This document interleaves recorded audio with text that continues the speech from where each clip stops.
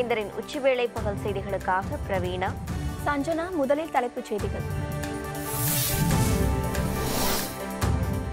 தொகுதி பிரச்சினையை முழுமையாக தீர்க்க வாய்ப்பு அளியுங்கள். தேர்தல் பிரச்சாரத்தில் டாக்டர் பாரிவேந்தர் வேண்டுகோள்.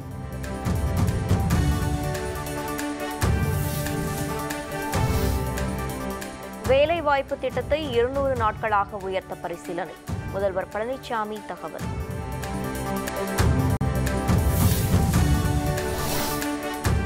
அரசியல் காழ்ப்புணர்ச்சி காரணமாக சோதனை. திமுக பொருளாளர் துரைமுருகன் குற்றச்சாட்டு.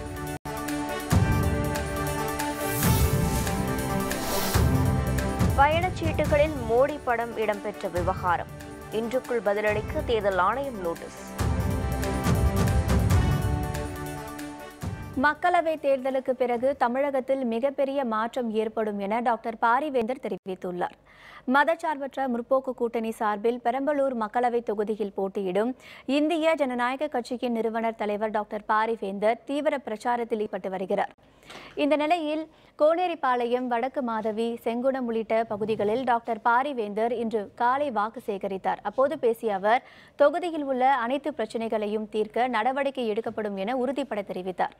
நடைபெறவுள்ள தேர்தல் மிகவும் முக்கியமான தேர்தல் என குறிப்பிட்ட டாக்டர் பாரிவேந்தர், தேர்தலில் வெற்றி பெற்றால் சமையல் எரிவாயு சிலிண்டரின் விலையை 400 ரூபாயாக குறைக்க மத்திய அரசுக்கு அழுத்தம் தரப்படும் என தெரிவித்தார். செங்குணம் கிராமத்தில் பிரச்சாரம் மேற்கொண்ட டாக்டர் பாரிவேந்தர் அப்பகுதியில் உள்ள பெண்களிடம் அடிப்படை பிரச்சினைகளை குறித்து கேட்டறிந்தார்.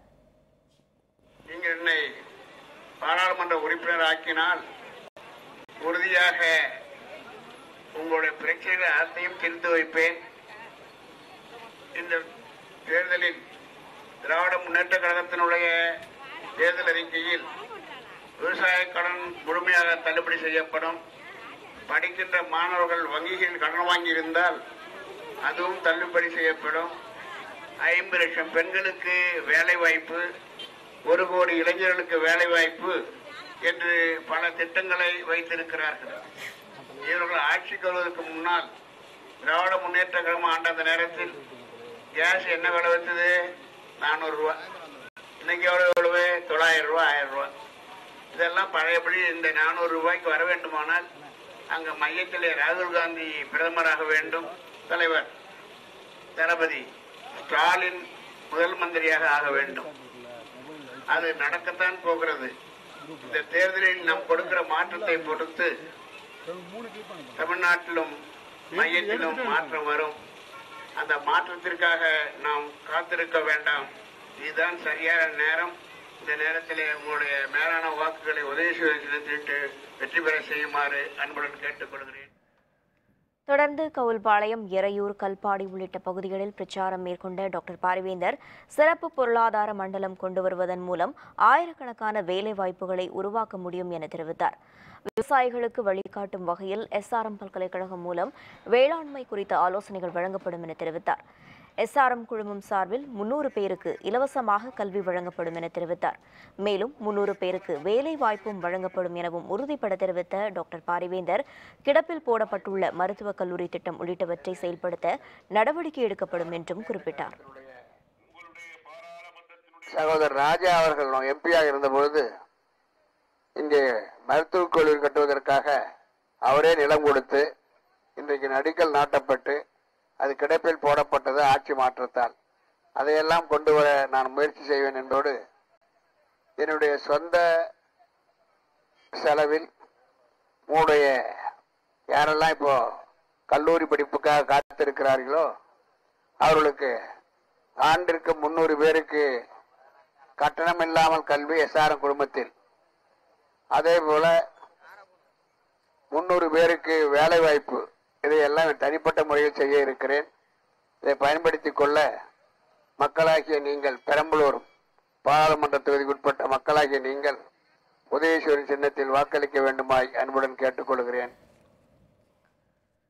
தொடர்ந்து அயிலூர், சிறுவாத்தூர், நொச்சியம் உள்ளிட்ட பகுதிகளில் வாக்கு சேகரித்த டாக்டர் பாரிவேந்தர், தேர்தலில் தாம் வெற்றி பெற்றால் காவிரி கூட்டு குடிநீர் உள்ளிட்ட திட்டங்களை கொண்டுவர நடவடிக்கை எடுக்கப்படும் என தெரிவித்தார். மத்தியில் காங்கிரஸ் ஆட்சியும் தமிழகத்தில் திமுக ஆட்சியும் வந்ததும் அனைத்து மாற்றங்களும் ஏற்படும் என டாக்டர் பாரிவேந்தர் தெரிவித்தார். SRM குழுமம் சார்பில் அளிக்கப்பட்டு வரும் மருத்துவ சேவை மேலும் மேம்படுத்தப்படும் என தெரிவித்தார். டெல்லியிலே ஆட்சி மாற்றம் வரும். அது காங்கிரஸ் கட்சி தலைவர் ராகுலுடைய தலையில் இருக்கும். அதே போல இங்கே விரைவிலேயே மரியாதைக்குரிய ஸ்டாலின் அவர்களுடைய ஆட்சியும் தமிழ்நாட்டில் ஏற்படும். இந்த இரண்டு ஆட்சிகளும் ஒரே நேரத்தில் அமைகிற அந்த நேரத்தில் தமிழ்நாடு எல்லா வளர்ச்சியும் பெற்று மக்கள் மகிழ்ச்சியாக இருப்பார்கள். தனிப்பட்ட முறையில் ஓரளவுக்கு என்னை நீங்க அறிந்திருப்பீர்கள் என்று எண்ணுகிறேன். இருங்கலூர்ல மன்னச்சநல்லூரில் நாங்கள் நடத்தி கொண்டிருக்கிற மருத்துவக் கல்லூரி மருத்துவமனை மூலமாக நிறைய மக்கள் மருத்துவம் பார்த்துக் கொள்கிறீர்கள். அது இன்னும் சிறப்பாக தொடரும். இதனைத் தொடர்ந்து நடுவலூர், குரும்பலூர், செஞ்சேரி உள்ளிட்ட பகுதிகளில் டாக்டர் பாரிவேந்தர் வாக்கு சேகரித்தார். அப்போது பொதுமக்கள் திரண்டு வந்து டாக்டர் பாரிவேந்தருக்கு அமோக ஆதரவு தெரிவித்தனர்.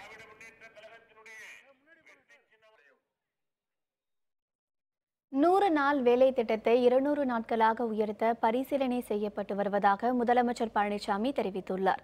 மயிலாடுதுறை மக்களவைத் தொகுதி அதிமுக வேட்பாளர் ஆசைமணிக்கு ஆதரவாக நாகை மாவட்டம் சீர்காழியில் முதலமைச்சர் பழனிசாமி வாக்கு சேகரித்தார். அப்போது பேசிய அவர், மழை நீரை சேமிக்க ஏரி குளங்கள் ஆழப்படுத்தப்பட்டுள்ளதாக தெரிவித்தார். தடுப்பணைகள் கட்ட 1000 கோடி ரூபாய் ஒதுக்கப்பட்டுள்ளதாய் முதல்வர் பழனிசாமி குறிப்பிட்டார். இதேபோன்று கொள்ளிடம், மயிலாடுதுறை உள்ளிட்ட மாவட்டத்தின் பல்வேறு பகுதிகளில் முதல்வர் பழனிசாமி வாக்கு சேகரித்தார். கோதாவரி காவிரி நதி இணைப்பு திட்டத்தை லட்சியமே இருந்தான். இதை நிறைவேற்றிட்டா நம்முடைய டெல்டா பாசன விவசாயிக்கு தேவை நீர் முழுமையாக கிடைக்கும். தேர்தல் முடிஞ்ச உடனே எல்லா தொழிலாளிக்கும் 2000 ரூபாய் கொடுக்கப்படும். அதே போல 100 நாள் வேலை திட்டத்தை 200 நாளாக உயர்த்துவதற்கு அரசியல் காழ்ப்புணர்ச்சி காரணமாக வருமான வரித்துறை சோதனை நடத்தப்பட்டதாக திமுக பொருளாளர் துரைமுருகன் குற்றம் சாட்டியுள்ளார். வேலூர் மாவட்டம் காட்பாடியில் உள்ள துரைமுருகனின் வீட்டில் இன்று அதிகாலை 3 மணிக்கு வருமான வரித்துறையினர் மற்றும் தேர்தல் பறக்கும் படையினர் சோதனை நடத்தினர். சுமார் 5 மணி நேரத்திற்கு மேலாக இந்த சோதனை நீடித்தது. இதேபோன்று துரைமுருகனுக்கு சொந்தமான பள்ளி, கல்லூரியிலும் வருமான வரித்துறை அதிகாரிகள் மற்றும் தேர்தல் பறக்கும் படையினர் சோதனை நடத்தினர். சோதனை தொடர்பாக செய்தியாளர்களிடம் பேசிய துரைமுருகன், தேர்தல் நேரத்தில் சோதனை நடத்த வேண்டிய அவசியம் என்ன என்று கேள்வி எழுப்பினார். திமுகவினரை பயமுறுத்தி பணிய வைக்க மத்திய, மாநில அரசுகள் சூழ்ச்சி செய்து வருவதாகவும் துரைமுருகன் குற்றம் சாட்டினார். ஆனால் இது சாதாரணமாக எங்களுடைய வீட்டை இந்த நேரத்தில் வருமான வரியோ மற்ற அதிகாரிகளோ சோதனையிடுவதற்கு இது காலம் அல்ல. தேர்தலிலே மும்முரமாக ஈடுபட்டு கொண்டிருக்கிறோம். இது நாங்கள் பெரிய கார்ப்பரேட் கம்பெனியை நடத்தல. நாங்கள் அசாதாரணமான ஒரு கல்லூரி நடத்தி கொண்டிருக்கிறோம். எங்கள் வீட்டில் இந்த நேரத்தில் நுழைய வேண்டிய அவசியம் என்ன? சில கடைந்து எடுத்த களைச்சடை அரசியல்வாதிகள் செய்திருக்கிற சூழ்ச்சி. ஆனால் அரசியலில் இதையெல்லாம் கரை கண்டவர் நாங்கள். இதையெல்லாம் பொருட்படுத்த மாட்டோம். விமானம் மற்றும் ரயில் டிக்கெட்டுகளில் பிரதமர் மோடியின் புகைப்படம் அச்சடிக்கப்பட்ட விவகாரம் தொடர்பாக விமான போக்குவரத்து மற்றும் ரயில்வே துறை இன்றுக்குள் பதிலளிக்க தேர்தல் ஆணையம் நோட்டீஸ் அனுப்பியுள்ளது. மதுரை விமான நிலையத்தில் பயணிகளின் டிக்கெட்டுகளில் பிரதமர் மோடியின் படம் அச்சடிக்கப்பட்டிருந்தது. இதேபோன்று ரயில் டிக்கெட்டுகளிலும் பிரதமரின் படம் அச்சடிக்கப்பட்டது. தேர்தல் நடத்தை விதிமுறைகள் அமலில் உள்ள நிலையில் பிரதமரின் படம் இடம்பெற்றது தொடர்பாக விமான போக்குவரத்து துறை மற்றும் ரயில்வே துறை பதிலளிக்க ஏற்கனவே தேர்தல் ஆணையம் நோட்டீஸ் அனுப்பியிருந்தது. ஆனால் இது தொடர்பாக மத்திய அரசு பதிலளிக்கவில்லை. விமான போக்குவரத்து மற்றும் ரயில்வே துறை இன்றுக்குள் பதிலளிக்க தேர்தல் ஆணையம் 2வது முறையாக நோட்டீஸ் அனுப்பியுள்ளது. தமிழகத்தில் மக்களவைத் தேர்தல் ஏற்பாடுகள், தலைமை தேர்தல் ஆணையர் ஆலோசனை. விவரம் விளம்பர இடைவேளைக்கு பிறகு.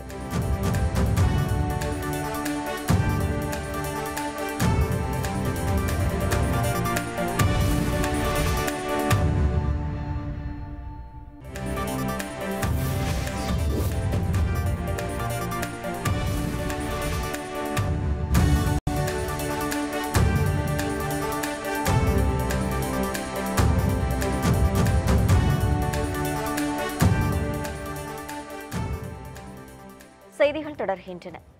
மக்களவை தேர்தல் பணிகள் நாடு முழுவதும் முழுவீச்சில் மேற்கொள்ளப்பட்டு வருகிறது. இதனையடுத்து தலைமை தேர்தல் ஆணையர் சுனில் அரோரா வரும் 2 மற்றும் 3ஆம் தேதிகளில் சென்னை வருகிறார். தேர்தல் அதிகாரிகள் மற்றும் அரசியல் கட்சிகளுடன் ஆலோசனை நடத்துகிறார். இது பற்றிய விரிவான தகவல்களை தொலைபேசி வாயிலாக தருகிறார் இந்த செய்தியாளர் சுமன். மக்களவை பொது தேர்தல் மற்றும் 18 சட்டமன்ற தொகுதிகளுக்கான இடைத்தேர்தல் வருகிற 18ஆம் தேதி நடக்க இருக்கிறது. தேர்தலில் போட்டியிடக்கூடிய வேட்பாளர்களின் இறுதி பட்டியலும் வெளியிடப்பட்டிருக்கிறது. இந்த சூழ்நிலையில் தலைமை தேர்தல் ஆணையர் சுனில் அரோரா தமிழகம் வர இருக்கிறார் என்ற ஒரு செய்தி சற்று முன்னர் தலைமை தேர்தல் ஆணையர் சத்யபிரதா சாகு அவர்களால் அறிவிக்கப்பட்டிருந்தது. அவர் தமிழகத்தில் இருக்கக்கூடிய அங்கீகரிக்கப்பட்ட அரசியல் கட்சியினர் மற்றும் தேர்தல் அதிகாரிகளுடன் ஆலோசனை மேற்கொள்ள உள்ளார். அந்த ஆலோசனையில் முக்கியமாக தேர்தல் நடத்தை விதிமுறைகள் மற்றும் தேர்தலை முறையாக எப்படி நடத்துவது உள்ளிட்ட பல்வேறு விஷயங்கள் குறித்து ஆலோசிக்கப்படும் என எதிர்பார்க்கப்படுகிறது. ஏப்ரல் 2 மற்றும் 3 தேதிகளில் தலைமை தேர்தல் ஆணையர் அவர்கள் சென்னை வர உள்ளார். அதற்கு பிறகு செய்தியாளர் சந்திப்பும் ஏற்பாடு செய்யப்பட்டிருக்கிறது. இந்த தேர்தலை முழுமையாக நடத்திட வேண்டும், பணப்படத்தை முற்றிலுமாக தவிர்க்க வேண்டும் என்பதற்காகத்தான் இந்த ஆலோசனை கூட்டம் ஏற்பாடு செய்யப்பட்டிருக்கிறது. மக்களவை தேர்தலில் மதச்சார்பற்ற முற்போக்கு கூட்டணிக்கு ஆதரவாக வாக்களிக்கப் போவதாக கிறிஸ்தவ மக்கள் களம் அமைப்பு அறிவித்துள்ளது. சென்னை பத்திரிகையாளர் மன்றத்தில் அந்த அமைப்பின் மாநில ஒருங்கிணைப்பாளர் மேத்யூ செய்தியாளர்களை சந்தித்தார். அப்போது பேசிய அவர், தமிழகத்தில் தற்போது நடைபெற்று வரும் ஆட்சியில் கிறிஸ்தவர்களுக்கு பாதுகாப்பு இல்லாத சூழல் உள்ளதாக குற்றம் சாட்டினார். சாதியவாத மதவாத கட்சிகள் தோற்கடிக்கப்பட வேண்டும் என தெரிவித்த மேத்யூ, ஜனநாயகத்தை காப்பாற்ற மதச்சார்பற்ற முற்போக்கு கூட்டணிக்கு வாக்களிக்க இருப்பதாகவும் தெரிவித்தார். எதிர்வரும் பாராளுமன்ற மாற்றம் 18 சட்டமன்ற தேர்தலிலும் இந்த மத சார்பற்ற கூட்டணி வேட்பாளர்களுக்கு வெற்றி பெற செய்ய இன்ற கிறிஸ்தவ மக்கள் களம் ஏறெடுத்திருக்கிற இந்த கூட்டம் இன்றைக்கு திரண்டு வந்து ஒவ்வொருவரும் மத சார்பற்ற முற்போக்கு கூட்டணிக்கு வாக்களிக்க வேண்டும் என்று கிறிஸ்தவ மக்கள் களம் இன்றைக்கு இந்த தீர்மானத்தை எடுத்திருக்கு. அதுக்காகவே இந்த கூட்டம். மக்களவை தேர்தலில் மக்கள் நீதி மய்யம் வெற்றி பெற்றால் சாக்கடை கலக்காத தூய்மையான குடிநீர் வழங்கப்படும் என அக்கட்சியின் தலைவர் கமல்ஹாசன் தேர்தல் பிரச்சாரத்தில் தெரிவித்தார். ஸ்ரீபெரும்புதூர் மக்களவை தொகுதியில் மக்கள் நீதி மய்யம் சார்பில் போட்டியிடும் வேட்பாளர் வழக்கறிஞர் ஸ்ரீதருக்கு ஆதரவாக தாம்பரம், பல்லாவரம் உள்ளிட்ட பல்வேறு இடங்களில் கமல்ஹாசன் வாக்கு சேகரித்தார். அப்போது பேசிய அவர், தமிழக மக்கள் புரட்சியின் விளிம்பில் நின்று கொண்டிருப்பதாக கூறினார். தமிழகத்தை அழிவிலிருந்து மீட்க மாளிகையில் இருப்பவர்களும் கூரையில் வாழ்பவர்களும் கட்டாயம் வாக்களிக்க வேண்டும் என வலியுறுத்தினார். எந்த கட்சி நல்ல கட்சி என்று தேடினால் மக்கள் நீதி மய்யம் மட்டுமே தெரியும் என்று கூறிய கமல், கடந்த தேர்தலில் ஓட்டு போடாமல் இருந்தவர்கள் வரும் தேர்தலில் ஓட்டு போட்டால் தமிழகத்தின் நிலைமை மாறும் என்றும் கூறினார்.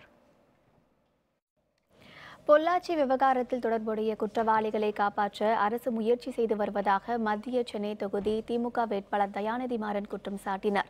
சென்னை 1000 விளக்கு பகுதியில் மத்திய சென்னை திமுக வேட்பாளர் தயாநிதி மாறன் வாக்கு சேகரித்தார். அப்போது பேசிய அவர், இரவோடு இரவாக பண மதிப்பிழப்பு நடவடிக்கையை கொண்டு வந்து பிரதமர் மோடி மக்களை திண்டாட வைத்ததாக குற்றம் சாட்டினார். பாரதிய ஜனதா ஆட்சியில் பெட்ரோல், டீசல் விலை கடுமையாக உயர்ந்துள்ளதை குறிப்பிட்ட அவர், அதனை கட்டுப்படுத்த வேண்டும் என தெரிவித்தார். பொள்ளாச்சியிலே கடந்த 7 ஆண்டுகளாக பெண்கள் பாலியல் தொல்லையில் உட்பட்டு, குறிப்பாக ஆளுங்கட்சியை சேர்ந்த துணை சபாநாயகரின் மகன் அதில் இருப்பதாக சொல்லி இன்றைக்கு மிகுந்த வேதனை அளிக்கின்ற செய்திகள் நமக்கு பொள்ளாச்சியில் வந்து கொண்டிருக்கின்றன. அது மட்டும் இல்ல, நீங்க பாருங்க, கேஸ் சிலிண்டர் வந்து 350 ரூபாய் விற்குது. இன்னைக்கு எவ்வளவு விற்குது? 1100 ரூபாய்க்கு விற்குது. பெட்ரோல் 80 ரூபாய் வரைக்கும் 85 ரூபாய்க்கும் போயிட்டே இருக்கு. இதெல்லாம் கட்டுப்பட வேண்டும் என்றால், நீட்டை அடியோடு ஒழிக்க வேண்டும் என்றால் ஆதரிப்பீர் உதயசூரியன். தென் சென்னை தொகுதி அதிமுக எம்பி ஜெயவர்தன் வாக்கு சேகரிக்க மட்டுமே தொகுதிக்கு வருவதாக பொதுமக்கள் குற்றம் சாட்டினர். தென் சென்னை தொகுதியில் செம்மஞ்சேரி, கண்ணகி நகர், எழில் நகர் உள்ளிட்ட பகுதிகளில் சுனாமியால் பாதிக்கப்பட்ட மக்கள் வசித்து வருகின்றனர். இப்பகுதிகளில் உள்ள பிரச்சினைகளை அதிமுக எம்பி ஜெயவர்தன் மறந்துவிட்டதாகவும் மக்களவைத் தேர்தலில் அவருக்கு வாக்களிக்கப் போவதில்லை எனவும் அப்பகுதி மக்கள் தெரிவித்தனர். இந்த பகுதிகளில் அரசு மருத்துவமனை இல்லாததால் மிகவும் அவதிப்பட்டு வருவதாகவும் அவர்கள் தெரிவித்தனர். குடிநீர் வசதி, மருத்துவ வசதி, கழிவுநீர் கால்வாய் வசதி உள்ளிட்ட அடிப்படை வசதிகளை அமைத்து தர வேண்டும் எனவும் கோரிக்கை விடுத்துள்ளனர். மக்களுக்கு எந்த அடிப்படை வசதியுமே கிடையாது. ரெண்டாவது பொதுவாக சொல்ல போனால் தண்ணி சரிவர கிடைக்கிறதே இல்லை, எல்லாத்துக்குமே தண்ணி கிடைக்கிறது இல்லை. தண்ணி எல்லாம் மஞ்சள் கலரில் வருது. சாக்கடை வசதி சரியாக பண்ணி தரல, டைனேஜ் வசதி. மழை காலங்களில் எல்லார் வீட்டுக்குள்ளேயும் தண்ணி வந்துடுது, கீழ் வீட்டுக்குள்ளெல்லாம். அதே மாதிரி ஹவுசிங் போர்டு வீடு எதுவுமே சரியில்லை, அப்படியே பொலன்னு கொட்டுது. மழை பெஞ்சா மேல் வீடுலாம் தண்ணி ஊற்றுது, எல்லா செவத்துலையும் தண்ணி கசியுது. ஏடிஎம்கே ஆளுங்கட்சின்னு தான் பேர் இந்த இடத்துல, ஆனால் மக்களுக்கு எந்த விதமான அடிப்படை வசதியுமே கிடையாது. எழும்பூருக்கோ மருத்துவமனைக்கோ அல்லது பிரசவ ஹாஸ்பிட்டலுக்கு எக்மோர் ஹாஸ்பிட்டலுக்கோ போகிறதுக்கு எந்த பஸ் வசதியும் ஸ்பெஷலிஸ்ட்டும் கிடையாது. இன்னும் சொல்லப்போனால் இந்த கண்ணகி நகரில் ஆம்புலன்ஸு வரதே இல்லைங்க சார். ஃபயர் ஆக்சிடெண்ட் ஆனாலும் சரி, இல்லை யாராவது தொட்டிக்குள்ளே விழுந்து சாக்கடை நீரில் விழுந்தது அவங்கள காப்பாற்றணும்னு அவசியம் படலை, அவசரத்துக்கு ஆம்புலன்ஸு வர்றதே கிடையாது சார். எனவே இந்த ஆட்சியில் மக்களுடைய கொடுமை தான் அதிகமாகிறத தவிர எந்த மாதிரியான ஃபெசிலிட்டியும் கண்ணகி நகரில் அதிமுக ஆட்சியில் கொடுக்குறதே இல்லை சார். கோயம்புத்தூர் மாவட்டம் சூலூர் அருகே உரிய ஆவணங்கள் இன்றி எடுத்து வரப்பட்ட 95 லட்சம் ரூபாய் மற்றும் துப்பாக்கி பறிமுதல் செய்யப்பட்டது. மக்களவை தேர்தலையொட்டி தமிழகத்தின் பல்வேறு பகுதிகளில் தேர்தல் பறக்கும் படை அதிகாரிகள் தீவிர வாகன சோதனை மேற்கொண்டு வருகின்றனர். இந்நிலையில் கோவை மாவட்டம் சுல்தான்பேட்டை அருகே பொள்ளாச்சியிலிருந்து வந்த காரில் பாலராம ஜோதி என்பவரிடமிருந்து 95 லட்சம் ரூபாயை அதிகாரிகள் பறிமுதல் செய்தனர். இதனிடையே சூலூர் அருகே உள்ள சிந்தாமணி சோதனை சாவடியில் நடைபெற்ற வாகன தணிக்கையில் சரவணமுத்து என்பவரிடமிருந்து ஆவணங்கள் இன்றி கொண்டுவரப்பட்ட துப்பாக்கி ஒன்றை அதிகாரிகள் பறிமுதல் செய்து சூலூர் காவல் நிலையத்தில் ஒப்படைத்தனர். இதனிடையே சேலத்தில் தேர்தல் பறக்கும் படை அதிகாரிகள் நடத்திய வாகன சோதனையில் 57 லட்சம் ரூபாய் பறிமுதல் செய்யப்பட்டது. சேலம் கொண்டாலம்பட்டி பகுதியில் நிலை கண்காணிப்பு குழு அதிகாரிகள் சோதனையில் ஈடுபட்டிருந்த போது கரூர் மாவட்டத்தை சேர்ந்த ரமேஷ் என்பவரிடமிருந்து 57,57,000 ரூபாய் பறிமுதல் செய்யப்பட்டது. பறிமுதல் செய்யப்பட்ட பணம் மாநகராட்சி ஆணையரிடம் ஒப்படைக்கப்பட்டது. இது தொடர்பாக வருமான வரித்துறை அதிகாரிகள் விசாரணை செய்து வருகின்றனர். இதனிடையே திருநெல்வேலி டவுன் காட்சி மண்டபத்தில் நடைபெற்ற வாகன தணிக்கையின் போது தனியார் நிறுவன ஊழியர்களிடமிருந்து 9,90,000 ரூபாயை தேர்தல் அதிகாரிகள் பறிமுதல் செய்தனர். இதைத் தொடர்ந்து திருநெல்வேலி மாவட்டம் மேலசேவல் பகுதியில் நடைபெற்ற வாகன சோதனையில் தனியார் வீடு நிறுவன ஊழியர்கள் கொண்டு வந்த 10,16,000 ரூபாயை போலீசார் பறிமுதல் செய்து அரசு கருவூலத்தில் ஒப்படைத்தனர். இதனிடையே விழுப்புரம் மாவட்டம் விருகாவூர் சாலையில் வந்த லாரியை தேர்தல் பறக்கும் படையினர் சோதனையிட்டனர். அப்போது சின்னசேலம் விஜயநகர் பகுதியைச் சேர்ந்த சின்னசாமி என்பவரிடமிருந்து ஆவணங்கள் இன்றி கொண்டுவரப்பட்ட 3,07,500 ரூபாய் பறிமுதல் செய்யப்பட்டது. நாகர்கோவில் ரயில் நிலையத்தில் உயர் அழுத்த மின்சாரம் செல்லும் மின்கம்பத்தின் மீது ஏறி வட மாநிலத்தைச் சேர்ந்த இளைஞர் தற்கொலை மிரட்டல் விடுத்த சம்பவத்தால் பரபரப்பு ஏற்பட்டது. நாகர்கோவில் ரயில் நிலையத்தில் மனநலம் பாதித்த இளைஞர் ஒருவர் உயர் அழுத்த மின்சாரம் செல்லும் கம்பத்தில் ஏறி அமர்ந்து கொண்டார். தகவலறிந்து வந்த தீயணைப்புத்துறை வீரர்கள் அவரை மீட்கும் முயற்சியில் ஈடுபட்டனர். அதற்கு ஒத்துழைப்பு அளிக்காத அவருடைய கைகளை கட்டி 2 மணி நேர போராட்டத்திற்கு பின் மீட்டனர். இதனால் நாகர்கோவிலிருந்து புறப்பட வேண்டிய 3 ரயில்கள் 2 மணி நேரம் தாமதமாக புறப்பட்டு சென்றன.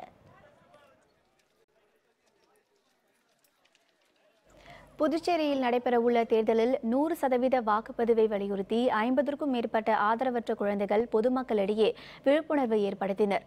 புதுச்சேரியில் நடைபெறவுள்ள தேர்தலையொட்டி ஆதரவற்ற இல்லத்தில் வசித்து வரும் 50க்கும் மேற்பட்ட குழந்தைகள் வாக்குப்பதிவின் அவசியத்தை உணர்த்தும் நிகழ்வில் பங்கேற்றனர். இதையொட்டி தேர்தல் வாசகங்கள் அடங்கிய பதாகைகளை ஏந்தியபடி ராஜீவ்காந்தி சிக்னலில் நின்று வாகன ஓட்டிகளிடம் விழிப்புணர்வை ஏற்படுத்தினர்.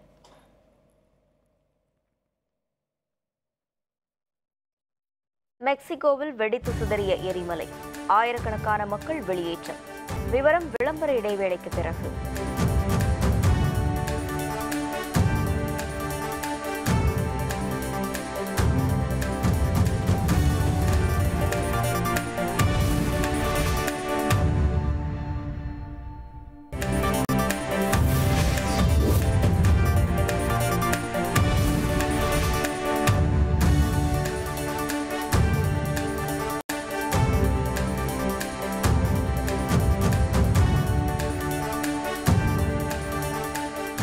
செய்திகள் தொடர்கின்றன. மெக்சிகோவில் பாப்போகேட் பெட் எரிமலை வெடித்து சிதறியதால் ஆயிரக்கணக்கான மக்கள் பாதுகாப்பான இடங்களுக்கு வெளியேற்றப்பட்டனர். எரிமலையிலிருந்து கிளம்பிய நெருப்பு குழம்பு ஆறாக ஓடியது. அதனால் அருகில் உள்ள வனப்பகுதிகள் தீப்பற்றி எரிந்தன. இதிலிருந்து வெளியேறிய சாம்பலும் தூசியும் பல கிலோமீட்டர் தூரத்திற்கு வானில் பரவியது. இதன் காரணமாக அருகே வசித்து வந்த ஆயிரக்கணக்கான மக்கள் பாதுகாப்பான இடங்களுக்கு வெளியேற்றப்பட்டுள்ளனர். ஐபிஎல் கிரிக்கெட் தொடரில் இன்று 2 லீக் ஆட்டங்கள் நடைபெறுகின்றன. ஐபிஎல் 20 ஓவர் கிரிக்கெட் தொடர் இந்தியாவின் பல்வேறு பகுதிகளில் நடைபெற்று வருகிறது. சண்டிகரில் இன்று மாலை 4 மணிக்கு நடைபெறும் லீக் ஆட்டத்தில் ரவிச்சந்திரன் அஸ்வின் தலைமையிலான பஞ்சாப் அணியும் ரோஹித் சர்மா தலைமையிலான மும்பை அணியும் மோதுகின்றன. பஞ்சாப் அணி இதுவரை விளையாடிய 2 ஆட்டங்களில் 1 வெற்றி பெற்றுள்ளது. இதேபோன்று மும்பை அணியும் 2 ஆட்டங்களில் 1 ஆட்டத்தில் வெற்றி பெற்றுள்ளது. எனவே இன்று நடைபெறும் ஆட்டத்தில் 2வது வெற்றியை பதிவு செய்ய இரு அணிகளும் போராடும் என எதிர்பார்க்கப்படுகிறது. தில்லியில் இரவு 8 மணிக்கு நடைபெறும் மற்றொரு லீக் ஆட்டத்தில் தில்லி, கொல்கத்தா அணிகள் மோதுகின்றன. மீண்டும் தலைப்புச் செய்திகள். தொகுதி பிரச்சினையை முழுமையாக தீர்க்க வாய்ப்பு அளியுங்கள். தேர்தல் பிரச்சாரத்தில் டாக்டர் பாரிவேந்தர் வேண்டுகோள்.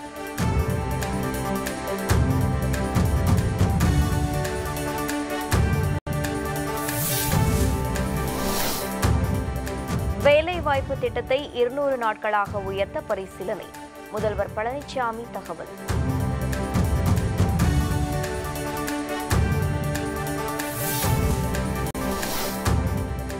அரசியல் காழ்ப்புணர்ச்சி காரணமாக சோதனை. திமுக பொருளாளர் துரைமுருகன் குற்றச்சாட்டு.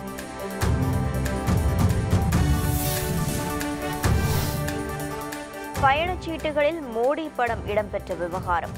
இன்றுக்குள் பதிலளிக்க தேர்தல் ஆணையம் நோட்டீஸ்.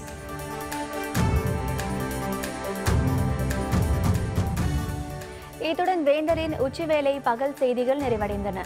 வேந்தர் டிவி செயலியை பதிவிறக்கம் செய்து முக்கிய செய்திகளை நேயர்கள் காணலாம். மீண்டும் மாலை 5:30 மணிக்கு வேந்தரின் தேர்தல் சிறப்பு செய்தியில் சந்திப்போம். வணக்கம்.